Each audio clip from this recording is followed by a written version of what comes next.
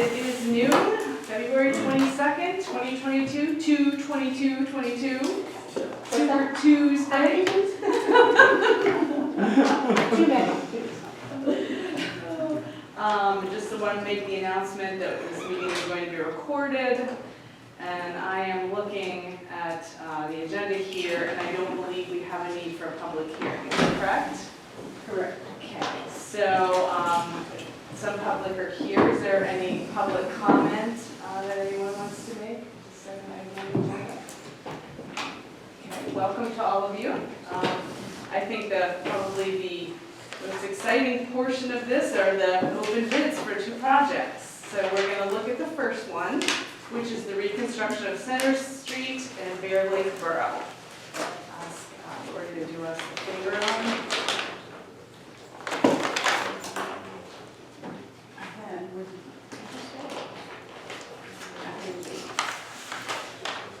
Horizon Construction.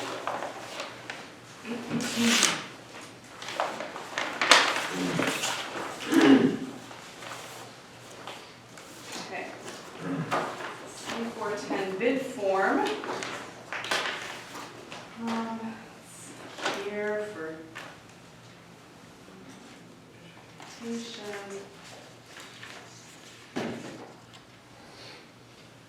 This is Horizon Construction Group, and the bid looks like it is for $238,181.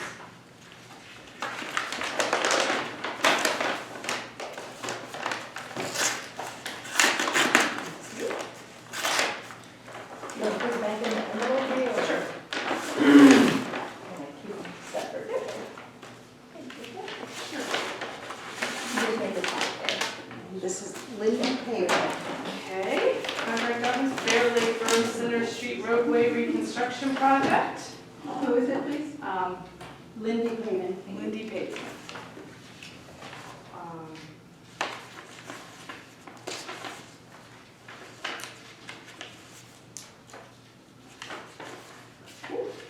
The same place as the other. Oh, I'm not sure how many pages. Like the same page, huh? That's if I get that down.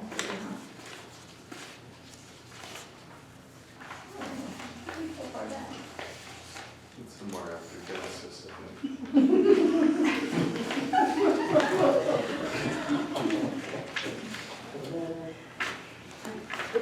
There we go. There we go. Close. There we go. Apologize. It's submit Article 9, construction, Galley, PA, Lindy, right? $232,411.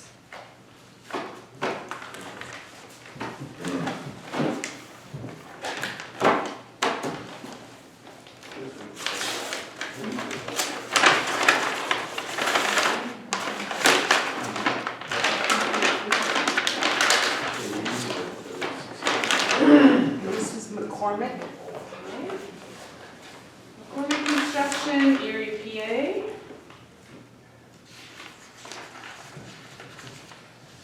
Submitted by Brenda Bird. This bid is for $298,431.38. 6 altogether. And we have Lakeshore Paving.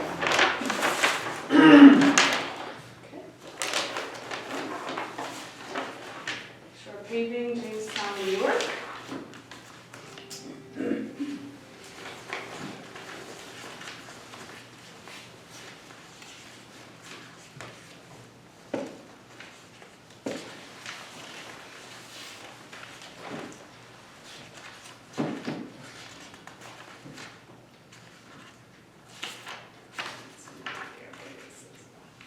Attachment 2.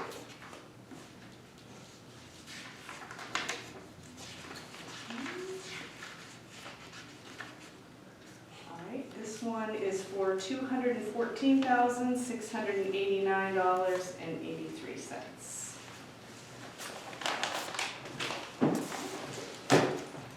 Nice turnout of bidders, actually.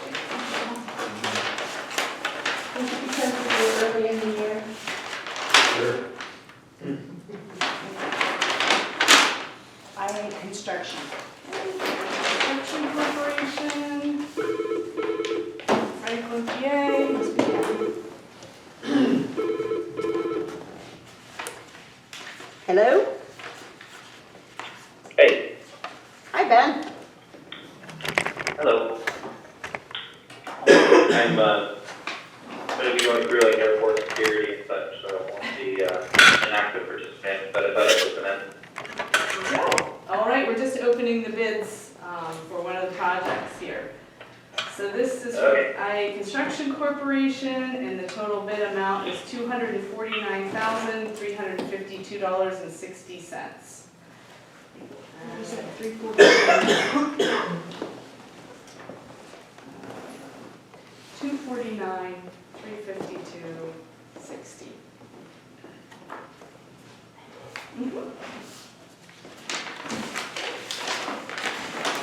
Last but not least, we have John Anderson's Anderson's construction.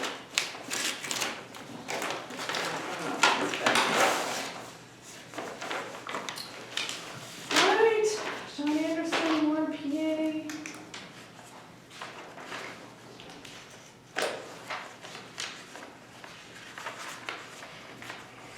And his bid is for a total of $328,333.50.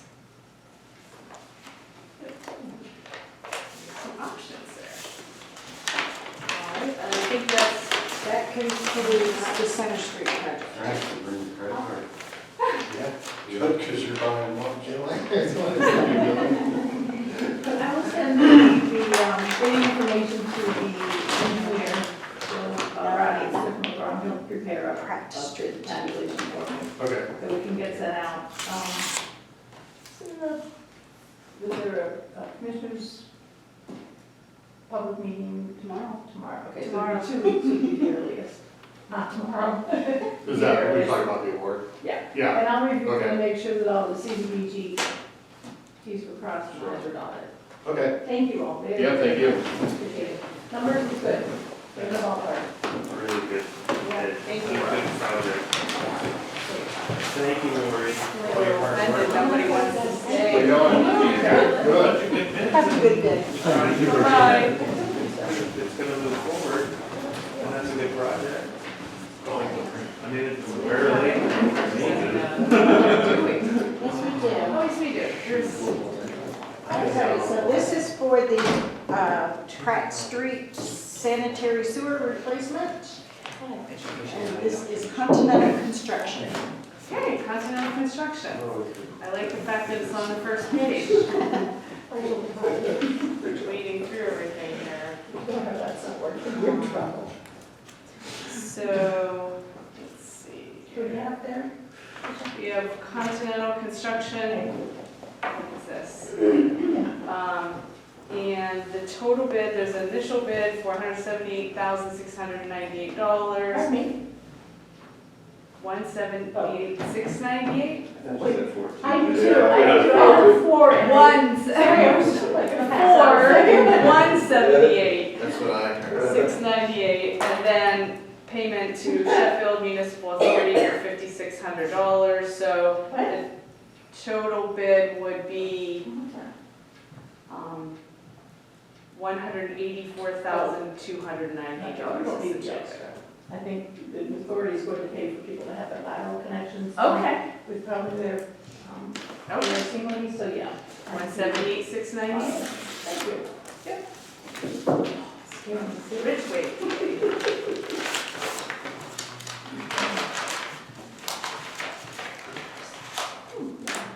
Trade This is Duffy Incorporated, thank you. Incorporated, Southport, PA. So without Sheffield Township Municipal Authority estimate, this proposal is for $172,595.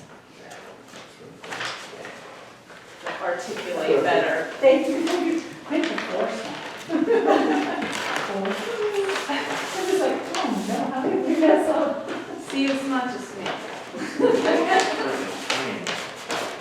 And we have Deny the plans. bid just for them to do this. Part of the training. Plymouth Smith Enterprises from Pontiac Lake, PA. Kanye Again. Westwood. again, the subtotal without the municipal authority is $194,500.95.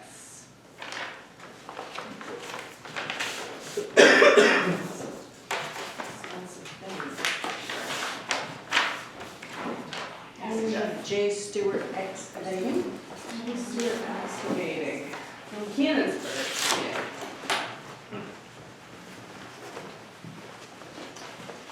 The bid here is $128,017.50. That's cool. Can you read that again, please? Yes, certainly. $128,017.50.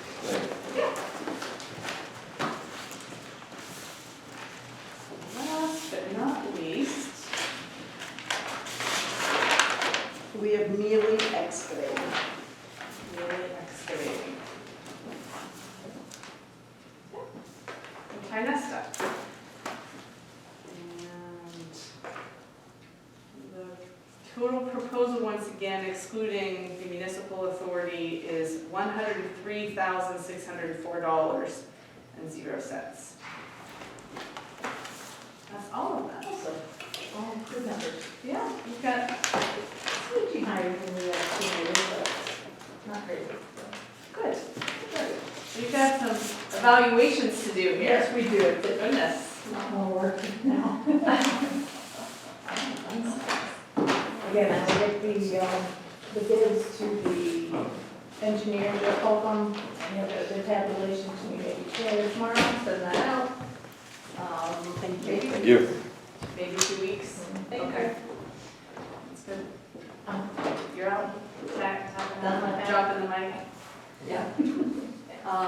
All right, so next item, We should keep an eye on the groundbreaking for the Center Street, so that we can go and we know that we need money. That was a road, Road. yes. oh, I tried to. Oh, you did? Oh, Yeah, I good. did. I know, Stuff I'm gonna like let that go. thank you, Lori. Next item on the list here is increasing the UPI fees.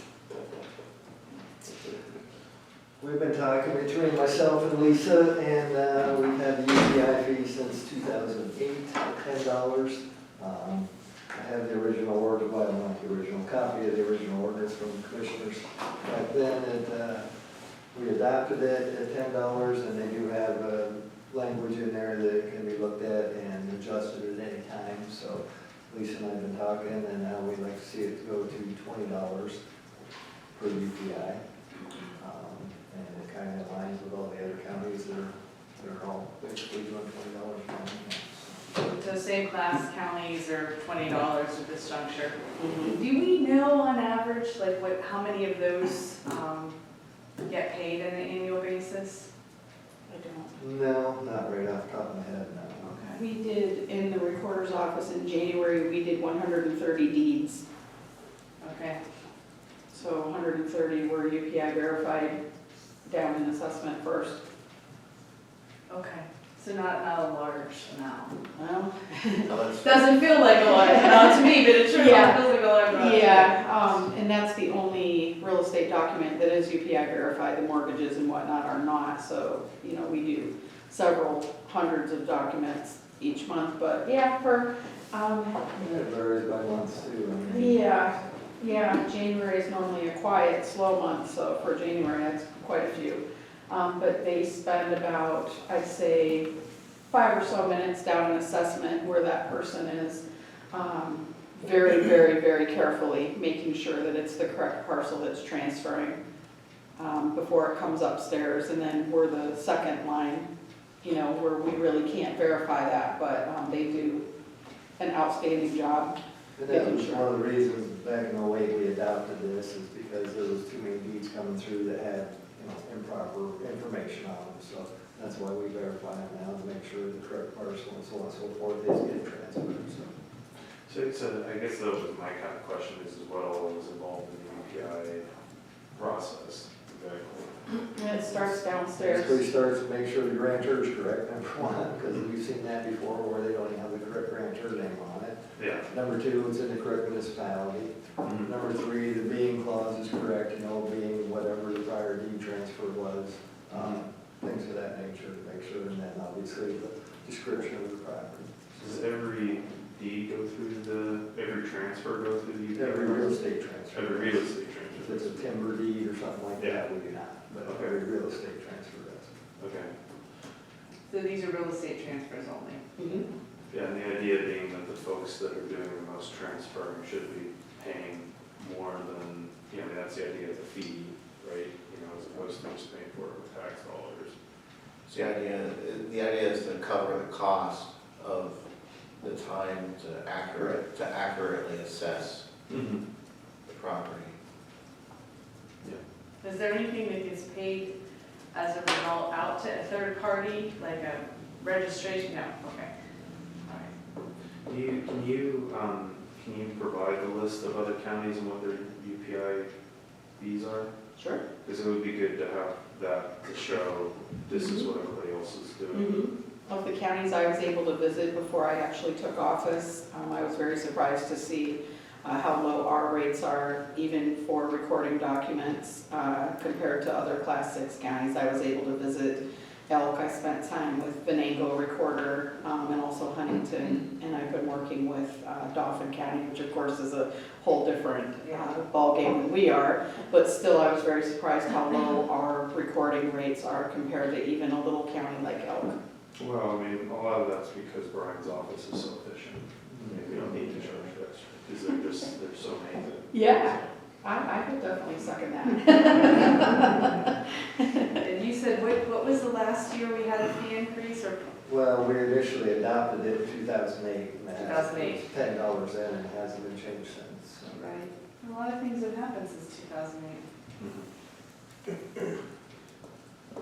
And it's a little bit of a time-consuming process because it may take is. it may take 5 minutes to approve a deed's UPI number when you first bring it down, but then there's a process after it lands in your office recorded where you're doing all the stuff that you're talking about. Well, and I think the other thing is just the whole risk profile that's involved with what you're doing. You're guaranteeing and, assuring that all of those documents are correct and correct grantor and address and those types of things. And that's also another reason to think a little bit more thoughtfully through that particular fee and the structure. It prevents errors too. It's a good way for us to catch things that are not done correctly. Maybe a grantor was missed, or maybe a grantor passed away and they didn't sign on the deed. So we're looking at every page, every line of that deed before it comes upstairs for recording. All right, so it sounds like that's going to be on Wednesday's agenda then, and that you're going to provide some additional information on those other counties that are Class 6, similar to ours. And then it might be interesting to see, and I don't know if there's anything or not with them, is how they manage that fee over time. Is that something that's a 2%? Do they look cost of living? How do they come up with any adjustments of their fees over time? Because we might want a similar policy in place. We know we can do it, we just don't know what the best methodology is for that. Okay. All right. That's, I think, all we had there. Yeah. Yeah? Okay. Thank you. Yeah. So, I think we had opened the RFPs for the ratio study. No, we have not. We don't have any. Thank you. Oh, well, that's an easy one. Yeah. So I think we could probably go, so this was for trying to get a independent contractor to come and do a ratio study for Warren County as it relates to reassessment. We don't have any RFPs to open, so yes, we'll have to go back to the drawing board. Well, one of the individuals wasn't available, wasn't interested. There was a second that is interested, they just haven't gotten a response together, right? And it was due today. Well, if they're the only one, I suppose we could extend the deadline, right? I think we should, yes. Well, I know there was a timing issue, if I remember, from one of the, in parties that was interested, and the question is if we had changed the timing, what would that look like for that particular Yeah. party as well? Yeah, I did speak with that individual at the end of the week, and they were waiting on basically clearance, because they've been retained by another county for purposes of evaluating reassessment. And I think they were waiting for permission from the other county to disclose that they were being retained Engaged, okay. in order to submit like a complete CV, full engagement list prior to sending that out. So at that time I spoke with him, he hadn't heard. So if he hadn't heard back, he may have just sat on it and we can give him another opportunity to submit it. So we don't have any RFPs. We know of 2 people that would be interested or didn't do this, I guess, the normal course of business, and so we maybe have to reach back out and see if we can find a way to get some response. Okay. All right, and then 2022 liquid fuels allocation, so that will be on our agenda for Wednesday. Well, Depending on which way we want to go. okay, In the packet, you have the same as what we did in 2021, which was distributing $105,000 plus bridge inspections.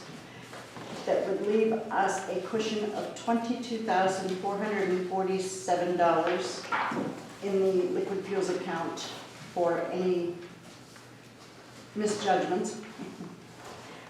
We have distributing $110,000. The bridge inspection reimbursements is a total of $3,955. So that would make a total of $113,955, leaving us $17,447 in a checking. okay. Or we can do $115,000 with the $39.55 bridge inspection for a total of $118,955, giving us a cushion of $12,447. My recommendation would be to do as much as possible. And the biggest reason is the municipalities are all hurting on the liquid fuels end, so every ounce of support we can give them, I think they would be happy. And I don't know, I mean, we've held portions of it back, but I don't know that we've ever. No, the only year that we have had a hiccup was in, I believe, 2020, because nobody knew COVID was going to hit, and we had to put an additional $16,000 in from the CARES Act money. Yeah. So we actually gave the municipalities and townships more than what the allocation would have been based on, Yes. and that came out of the general fund. Yes, and I usually take what we get from the state in like 2021 and reduce it by 5%. And that gives us a little bit of a cushion in case travel isn't as high as, what we think it should be. Right. So this 2022 allocation is going to be based on what we expect the allocation to be, not what it actually is. Correct. And that's why you keep a little bit of cushion. Yes. Okay. So that's something to take a look at. I'm gonna just take a look at the 3 of them, kind of weigh and compare, but I generally tend to agree with Jeff's situation with the townships and municipalities and COVID. Is we always do as much as we can to assist in that arena, so. And they take care of our roads and bridges. Yeah. Yeah. There's plenty of those. Bridges anyways. All right, so the next item on the agenda is a grant writing proposal.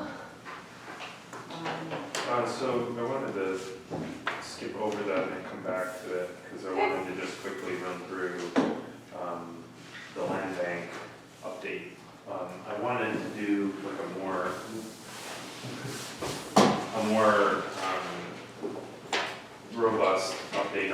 this. But I don't, that'll have to wait for 2 weeks, just because there's some legal documents that I want to kind of finalize with Attorney Schmidt that I'm pretty close on, before rolling that out, because I really want it to be like a complete package. That said, the update essentially is to state that I'm finalizing the plan to initiate the land bank, which for the most part is kind of outlined in this document. So basically there's a series of 5 steps that need to be taken in order to move forward with the land bank process. Most of the documents associated with it I have in some type of draft form, and I'm going to send them to Attorney Schmidt after this meeting. I just didn't want to present all of that here without having gone over it and some other things. So the first thing is there's going to be a resolution that I'm going to give you that would be for the commissioners meeting in March, which would essentially at that time adopt the plan, which would be this document plus whatever supporting documents are associated with it. The reason I'm doing that is so that when we go to municipalities and kind of state to them that this is the direction we're moving in, that they understand that there's a resolution that's been passed, there's an official act of the commissioners, and it also will kind of lay out the time frame with which we're going to kind of do this. So the second piece is, there's a step 2A, step 2B. The second piece, the first piece of the second step is essentially a strategic planning session with the RDA board, which would be 2 meetings with them, and then maybe a subcommittee off of the RDA, and that's essentially work through all of the policy documents. It's my intention to present them with draft policy documents, and then have them maybe edit them or look at them with their solicitor, you know, that kind of stuff, so that everybody there is 100% on board, because the policies related to land bank are really important, because obviously this is going to give them a lot more legal authority to do a variety of different things. We want to make sure that they completely understand what that authority is and that they have policies in place. The bulk of what I'm doing is taking documents from the Tri-Cog land bank, which is down in Allegheny County, and Lackawanna, and trying to think of all the land banks, but basically cobbling those together into a series of forms, policy documents, bylaws, everything. So 2B is basically the part where we would engage with the COG and local municipalities. At the end of this document, I have a timeline associated with this. My intention would be to basically do the municipal engagement starting on April 6th, at the COG meeting on April 6th. Probably engage with the municipalities before that, but basically considering April and May as the months where we would really push to get the municipalities in board with the land bank. That would involve them either signing resolutions or scheduling, or you know, kind of adopting their own ordinances. That said, I have a timeline where we would have a public hearing on June 22nd, which would be when we would do the universal adoption. Well, I should say, you have to have the public hearing before you adopt the ordinances and the intergovernmental cooperative agreements. So that would be, in order to save everybody money, we would advertise one meeting and then have everybody come to that. So that's step 2. Step 3 is the scheduled public hearing and adopt legislation as was stated. And then after that, step 4 and 5 basically has to do with the RDA after the transition, adopting their operational documents, and then starting to market and promote their operations, which would be, there's a variety of documents that would come into play there. The other part of this, the other part of the reason that I'm waiting 2 weeks to kind of officially start to push to have this voted on is that there's an element of the biggest thing that's holding me up on this. I don't want to say it's holding up. The biggest thing that could be considered done several different ways is related to staffing. So Right now, Dan Glotz, planning and zoning, and then Pam as a board member kind of supports the RDA and Phil with their time, staff, partial staff time. We could hypothetically continue that way. However, I've had conversations with trying to figure out ways to either have some type of part-time or allocation of assets to this so that there are another set of hands or more work's being done on it. And that has to be done, I think, through an executive session because it does relate to our personnel here. So that's another piece to discuss. The rest of it is pretty much cut and dry. Does anyone have any questions about that?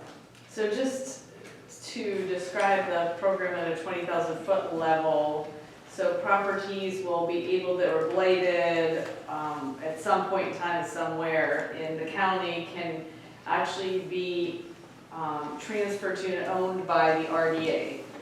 And then and then it gets marketed for potential development or purchase. And then do each municipality have to approve that?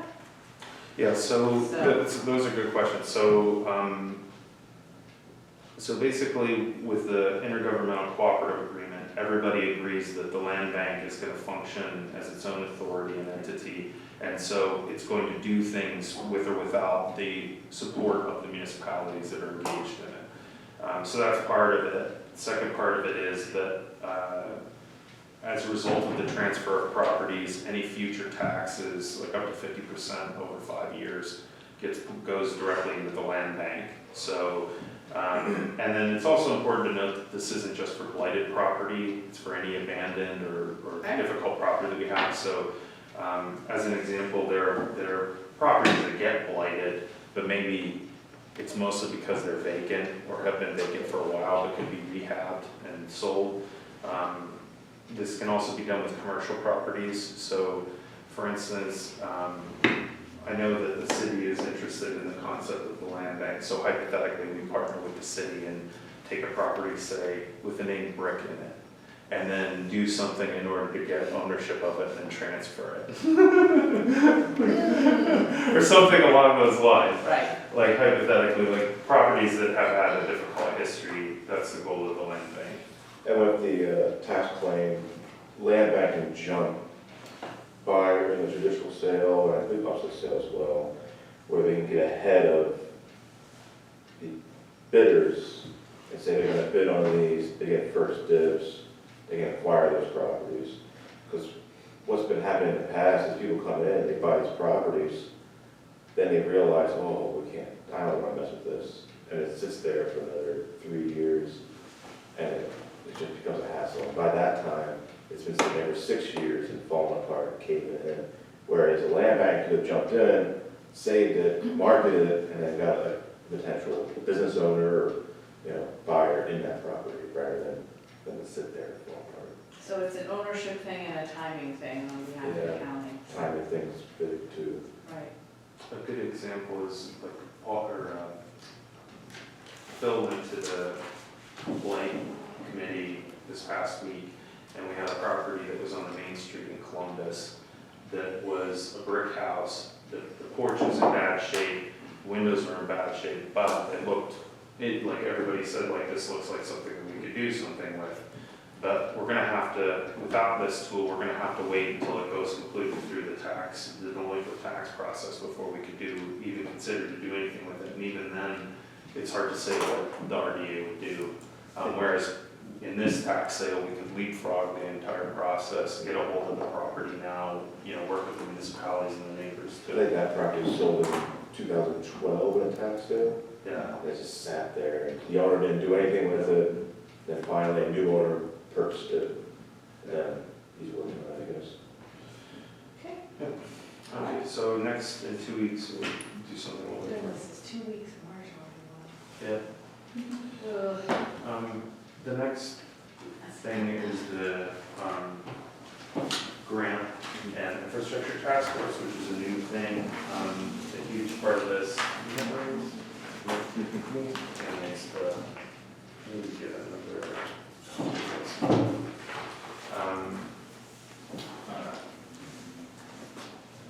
I'll- These I'll- ones? Yeah, I'll get them, one of these to him too. I'll get them one of the land bank one. You can have our copy. There you go. So basically this started by a conversation at WCCBI meeting, where we were talking about the fact that, with the infrastructure package and the American Rescue Plan, there's a huge amount of money that's floating through the government right now, and most of it is being allocated in grants. In fact, like 80% of it is ending up in grant programs. So daily, we're getting inundated with requests for, projects or notifications of grant possibilities. We basically discussed that, and it's very clearly stated in the American Rescue Plan document, for instance, that building a better America is a shared endeavor no one can do alone, and investing federal infrastructure dollars will require significant coordination between cities, states, tribal governments, community stakeholders, and other partners. They also talk about prioritizing your community's capital needs and developing a project pipeline, taking time to think about the projects previously considered impossible due to the lack of funding or regional coordination. This is a once-in-a-generation funding opportunity that will require bold, inclusive thinking. Everybody at the WCCBI meeting agreed with that concept, not necessarily the statement, but the idea that we're not gonna, it'll be decades probably before you see another investment in infrastructure like this. So the goal, the concept at the time was to discuss how do we organize ourselves so that we're going after grants in a kind of a comprehensive and very strategic way. So what this is proposing essentially is a task force that would be authorized by the Commissioner's Office. Somewhat similar to some of the other task forces that we've had, except this one would be very specifically related to grants, and then also how that ties into infrastructure. So in the proposal, I go through a series of goals and tenets related to the task force. So in the case of the goals, they're very straightforward. So one part of it is short-term support, which would be for the window that we have this year, which is very short. But basically March, April, May right now is where grants are coming up. There might be a couple grants that this group could focus on in that short term to try to assist with the development of and the execution of. But I wouldn't suggest that the group hold its breath or that anybody expect them to move them out in that time. But who knows once it starts whether that's going to be a possibility or not. The other goals are to identify and generate quality projects. It's important to note that prior to this, Lisa Hackberg, myself, Dan Glatz, Jim Decker had a meeting and several conversations about this and about the concept. And so one of the big things that we're going to come up with, because if you just sit down and you say, okay, what projects are we going to do, you're going to get overwhelmed. Like there's either you're going to think that there really isn't anything, or you're going to think that there's too much for anybody to tackle. So the idea of this group is to actually identify those projects. Some of them are ones that are sitting on the shelf, in Dan's case, the extension of the bike hike trail to Jamestown. That's something that he's talked about for a while. I know that's a focus of his this year. That's a project that could easily go into this. And I list in here potential projects later in the presentation related to addressing blighted property, housing, mental health investments, whether it be a grant related to the jail, all kinds of various redevelopment projects. The group would be tasked with identifying projects that they think are doable over the next 2 years, basically. This would tie into the county comprehensive plan, which we're working on right now. So for instance, all of these folks would work directly with the planners, and everything that they're doing, because that comprehensive plan is going to get adopted within the next year. That's going to be a project focused document. So easily they could just take stuff out of that even to put into this. The third goal is collaborating and building consensus. So in order to do bigger grants, we're going to need multiple municipalities to join forces in order to address bigger needs. So that would even be like a multi-county collaboration. For instance, this morning I had a conversation with a commissioner from Mercer County because they want to replace their radio systems. And we replaced our radio systems. They want to know how we did it. We're going to be at a point where there's some other equipment that we need to purchase to replace some other equipment we have. It's very reasonable to believe that we could have a multi-county grant related to, emergency management equipment and response equipment and get federal funding for it. It'd be a lot easier if it's, Mercer, Crawford, Warren, or Warren, Potter, Keene, pulling down a grant. So this group would be tasked with engaging those folks in order to do that. The group would have to create an action plan, which is what would be the thing that, which is baked into the resolution that I put into the packet. I just want to run through like some of the tenets too. I put these in here so that as the group would be working, they would keep these things in mind. So first one is quality over quantity. We're not interested in getting like 50 grants, but not that anybody's expecting that, but even if we got 2 really, really good ones out of this, it would be worth the effort. The commissioner's support, so a big piece of it is whatever projects are moved on, the commissioners as a body support the project so that it isn't, I don't want it to be the position that anybody thinks this is a rogue effort where we're just going to take care of specific niche things. Regional engagement is important, as was stated. Achievability first, so certainly I have plenty of pie-in-the-sky ideas that I have, but the goal of the group is going to be to kind of be grounded from the start. Let's see, work with organizations that work with us. We're not going to waste time with entities that clearly don't want to collaborate, so the focus is going to be working with organizations that are willing to work with the task force. And then to go along with that is the concept of reducing friction. Obviously, like when you're trying to bring everybody together, the last thing you want to do is kind of start fire or create problems. So just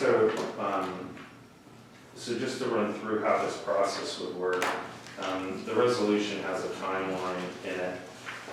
Essentially what would happen is if we pass this, it would create a group that has a minimum of 7 members. It would be up to us to determine who those 7 members are, and then if we want more than 7, the group would, all of its meetings would be public. Any majority of the group would have to meet in a public setting. We would set up monthly meetings. They would all be subject to the Sunshine Law. There'd be subcommittees off of the task force. Although in the resolution I talked about one commissioner being, at least a minimum of one commissioner being involved with it, I think all commissioners could be involved in it.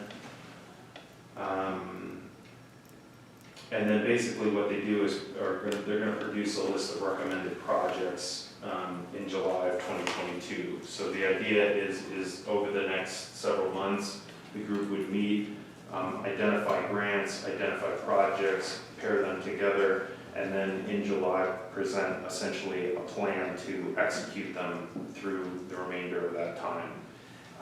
As a part of that plan is going to be potentially, I'm not saying for sure, but that would be up to the task force, a request for ARPA funds in order to pay for contract grant writers that would assist in the writing of the grants and the execution of them. As I stated in the resolution, this group is advisory only, so the contracts could be done several different ways. The way that I recommend it is that essentially this group would figure out how much it's going to cost to hire grant writers to do the projects. We would essentially then grant that amount of funding to the WCDA. Then the WCDA would be the agency that contracts with the grant writers and oversees their operations going forward, with the understanding that some portion of the grant that we provided them would be funding for them to administer those contracts. And then, at that time, the commissioners could say one way or the other how much they were willing to give or what they're willing to do as far as that goes. Once that's executed, then through the rest of the year, the task force would work with the WCDA and the grant writers in order to get all these projects grant ready by spring of next year. So that February, March, April, May, we're putting in grant applications that are already pre-developed and ready to go for the projects that we want to execute. Some of them might start or get awarded in 2023. My assumption is that most of them will get allocated at the end of that year and probably start construction in 2024. But as we've seen, this money is going to be available for several years. You know, next year is the best opportunity we have to pull some of it down. And again, this is the thought after talking to everybody, this is what I think we could do in order to move forward as a group. So do you have questions? Well, I mean, it's a little- personally, I've been looking toward us as a county getting a grant writer on staff, right, you know, right away to be able to administer that. And I think that for myself, that effort and the success of that could intermingle with this, but I think that, from my perspective, would be the first step, because somebody's gonna need to be paid to take a look at these. We want somebody that can actually be employed under the commissioners, and in conjunction with other people, like the WCDA and WCCPI. So, also, you know, task forces, I always appreciate them. I can't say always how functional they end up being. I'll just say that. So, and you know, there's a lot to think about here. So, Yeah. those are just my first thoughts. Yeah. Well, I really echo all of that. Yeah, so a couple things. One is there's nothing in here that prevents the county from hiring a grant writer. I don't have a problem with hiring a grant writer, technically speaking. My only concern with that is, given how there are a lot of subtleties to grant writing, and getting the right person in the position should be a challenge. I would, in some ways, prefer testing that out prior to hiring somebody, because once they're here, you know, if they don't work out the way you like, it can be challenging to move forward. So that said, it could go either way. You know, I'm also not necessarily in favor of taking that $7 million and turning it into match. well, so that's just a thought. yeah. Now the comment in there is just to state that hypothetically, like if you look at 20% match, Sure. you know, the amount of money that can be generated is greater. You know, on this particular issue, the big thing is to get the inputs of multiple organizations and individuals and get everybody moving in a direction so that we're prepared for it. I think it's beyond what one grant writer could even do, so that's part of the reason that trying to like organize the group to move forward is what this is trying to promote. All right. I'm going to try and move this along because I have another meeting at 1 o'clock. So as far as old items, ARPA funds is on the list here. Anything? I'll make mine quick. We have 3 items. If you recall, we did an in-house, you approved several in-house items several months ago. A couple of things that we didn't have on that list that we're finding we're in need of is a record management module for Laserfish. It's $7,200 for the first year and $1,200. It's a 3-year contract, $1,200 each year after that to add this module. We did approve the larger 3-year upgrade and in our first round, but this was not included. So I'm going to be asking for this to be included. Also, when we did the in-house, on the list was $20,000 for county emergency operations plan update. And at that time, the 911 group and EMA felt like they could do it on their own, and now they've decided not to. So while I we talked about approving it, it got, my recollection is that got backed out. And so now I'm asking for approval for that as well. And then, the Fire Services Committee has asked for us an update or approval for the promotional video through Rosie Services, which they came and did a presentation that Fire Services did, and that's $27,880. And while I have that listed on my outside requests, I guess there is an argument that we are in charge of, some areas of public safety, and the EMA group and the Fire Services Committee is asking for that, so I don't know if that would make it internal or not. So tomorrow, I would like to ask for approval for those 3 items. So that's my story. I don't know about the Donnie Rosie, quite honestly, that's not something that, I think I need to know a lot more about it, and then why choosing him over others that might, maybe put out for RFP, so I don't know. Okay. Okay. All right, and I don't have anything on policy and procedures. Pam, do we have any updates there? I have a resolution for 2 that'll be on tomorrow's agenda. Okay. Off the top of my head, I can't remember which ones they are, Okay. but there are 2. Okay. And I think both of them have to do with HR. Okay, HR policies, okay. All right, and then projects, thing there, I think that might have been part of our new items too. Tomorrow is the commissioners meeting and election board review. Do we have a need for an election board meeting? Do we know? Not anything that's actually official. We've just talked with fiscal about getting our poll workers on board to get debit cards instead of Gotcha. checks. But,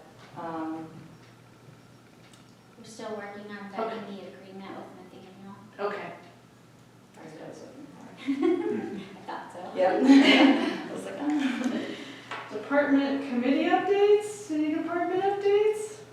Bill? I mentioned those letters we mailed out Yeah. a few weeks ago. Those are coming back and doing additional research, trying to find those people. I think we're getting a lot of payments a little bit earlier than we normally do, so. Great. Plus. So positive. Yep. Okay. Commissioner schedule, I'll be on and off all week here, so nothing significant in my schedule except for some board meetings. Anything for you, Commissioner Eggleston? General discussion? Okay, I think the work session has ended. Thanks for calling in.